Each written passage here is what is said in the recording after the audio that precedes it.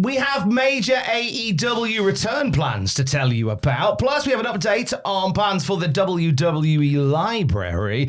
And is Brock Lesnar retiring next year? We'll talk about it. It's all in your Cultaholic wrestling news right now. Last event of the pay-per-view variety of the year is AEW World's End. Takes place on the 27th of December, right in the middle of Crimbo Limbo. Cheers for that, Tony.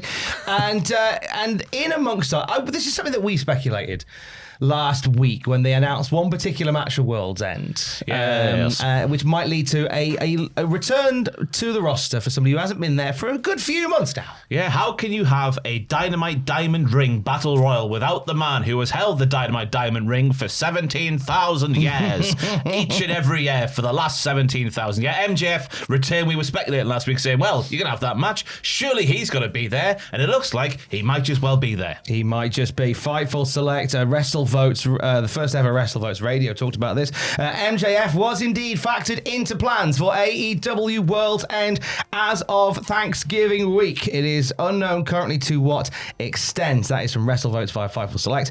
And you'd have to believe it's something around the Dynamite Diamond Ring Battle Royal. He can't not defend it, can he? He can't just give it up because he's not at work. No. He'll be there to get into the mix to win it back, and then the winner of the Diamond Ring will then have a title match at Maximum Carnage in the new year. So I think this will immediately insert MJF back into the AEW World title picture if we get to that point as well. Let's talk about the WWE library. So I genuinely think, to quote the song Big Yellow Taxi, you want to put it in a parking lot? No, you don't know what you got till it's gone. Oh, right, yeah. And then they paved paradise. Put a Slim Jim logo in the middle. So the WWE Network was a huge get for wrestling fans, and just devoured everything on there from every level of it. However, the talking point throughout the entire run of the WWE Network was it didn't hit the subscriber amount that they wanted it to. It always fell just under what the expectation was. It led to several board members being let go for one of a few reasons, one of them being the lack of success of the WWE Network. Then the WWE announced a new deal with Peacock, and it led to the network being moved onto Peacock, but not all of it, and some of it, and it was a little bit iffy and a bit eggy as to what went there and what didn't, because we never had Peacock. We don't quite know how much was truly on there. And we've got obviously the Netflix version of what the network used to be over here now, and I hate navigating it. I hate how it's laid out by the years, and like it's not what it was on when the WWE Network was a thing. That was the ultimate, like, WWE fans, like, that's all history there. It's easily findable. It's all that sort of stuff. It's if you know what you need, it's not too bad, because it's like you'll go to Judgment Day and then it's listed as a season. Yeah, it's a season of Judgment Day when it's only just a year of Judgment Day, and so it's not too bad, but you have to know what you're looking for. But obviously, we're very lucky here in the UK that we have that on Netflix. If you're around the world and maybe you'd like to watch some wrestling that you maybe can't access in the same way, cultaholic.com/NordVPN, maybe. But what does this mean for everybody internationally when it comes to the network? Fightful Select to share some details on the future of the WWE library. Yeah, they're saying those that we heard from in WWE expect the content to be slowly rolled out onto YouTube and the various Vault channels that WWE owns. It is believed that because of the size of WWE's footprint on YouTube, that they likely have a favourable deal with Google. It is not expected that WWE will just upload the entire library. They've been happy with the buzz that their Vault channels get and the return they receive financially. It's also internally viewed as a way to cultivate fans, which I fully agree with, because those Vault channels are fantastic.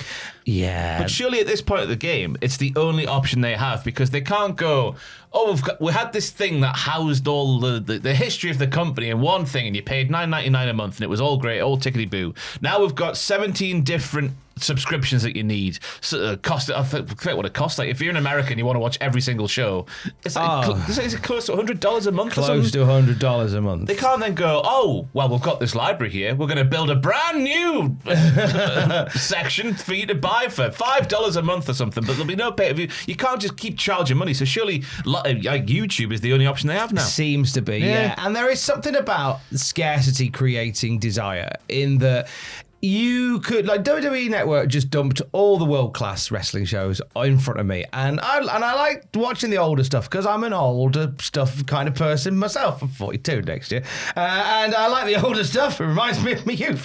However, there wasn't a burning desire, a burning urge to watch it because I thought it's always there. I'm not going to worry about it. But then you've got the Vault channels where they'll just go one day, oh, hello, here's Super Clash. I'll get in. I'll watch that. That's great. Like, oh, here's an old ECW show. Oh, brilliant. I'll watch that. That's cool. We've seen the rumours that Jericho might be returning. Let's just upload Jericho stuff on that day to cultivate the titillating masses. It's a great way to not only capitalise on algorithms and search engine optimization, but also a great way to play some right poo hours with us fans by going, here is the best John Cena and Edge matches. Like, oh, you pricks. So I think it's a format that works for them, and it's relatively user-friendly for them, and they seem to be making a fair amount of money from it. I'm excited for the day that the AI end of YouTube one day copyright strikes WWE for showing WWE material. I think that day is coming, and it's gonna be hilarious. So the deal, as you say, specific deal, many fans thought was unlikely to fetch a high amount of money. WWE said no one's going to buy the Vault for the right amount of money, but they've kept the door ajar, just in case somebody does. I do miss the network over here. I miss the network so much. Brock Lesnar flavoured news to end on. Next year, we have SummerSlam in his home state of Minnesota. And I think John Cena's let something slip here. Yeah, John, in his big interview with Chris Van Vliet, which went live yesterday, is just he sort of teased the prospect of Lesnar retiring on one of those two shows, because obviously SummerSlam's a two-night affair, August the 1st and August the 2nd. My birthday, by the way. Happy birthday, me. I don't know what. But yeah, two-night affair, obviously, in Minnesota. Could Brock retire there? Possibly. So this is what Cena was saying in their lovely interview with Chris Van Vliet, both very handsome gentlemen, sat in a very handsome studio. It was a very lovely interview. Nah, Chris is horrible, isn't he? Terrible guy. Love Van Vliet.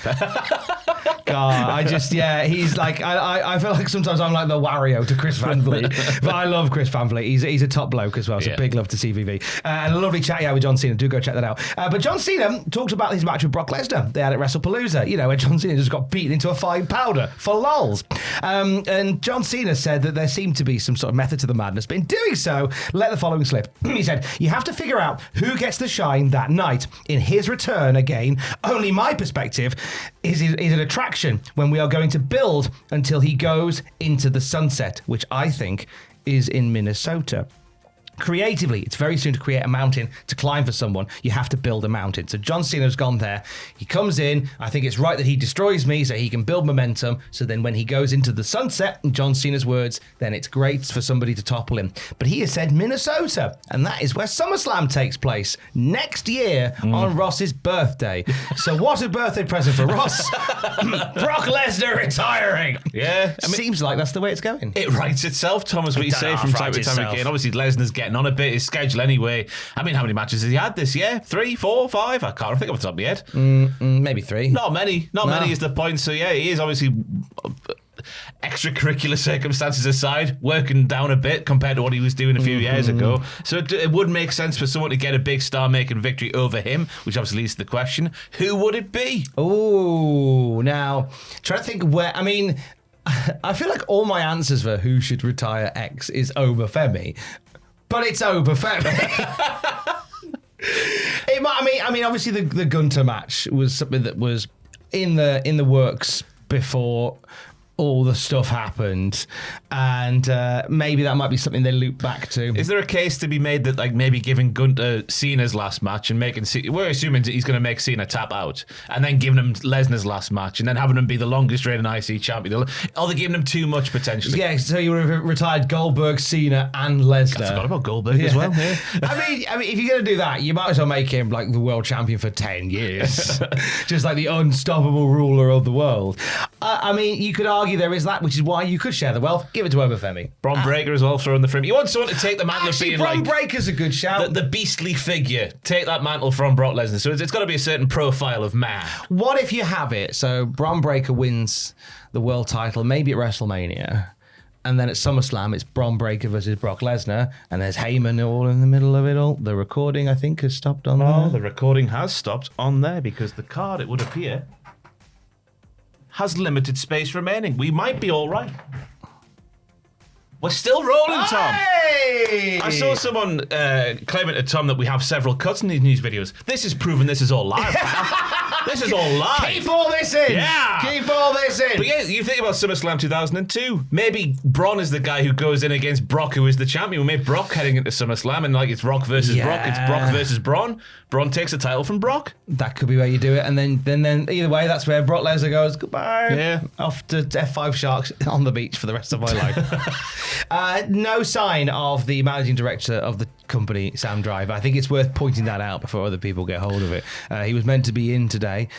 Several managerial duties had to take place, but apparently something happened during my days off has meant that he is not present today. Well, Sam lost the Survivor Series predictions competition to little Andrew Dingle, so obviously there's a punishment attached to that crime that he committed by himself of his own volition. So we took him for a nice haircut yesterday. We wanted to pay tribute to someone in professional wrestling. Obviously, there's a few names who sort of departed the world of just departed the world this year, and Sam wanted to pay tribute to them in his own unique way. So we gave him the platform to do that, and he basically had the haircut on the company, and then he's got a big huff, and he's really upset, and he's not been back in. So if you saw on Instagram and or Facebook the stories up there, you'll see what happened. If that's still live, which it should be up until about 3:00 this afternoon. I think I put it live yesterday. So but hopefully he's back in.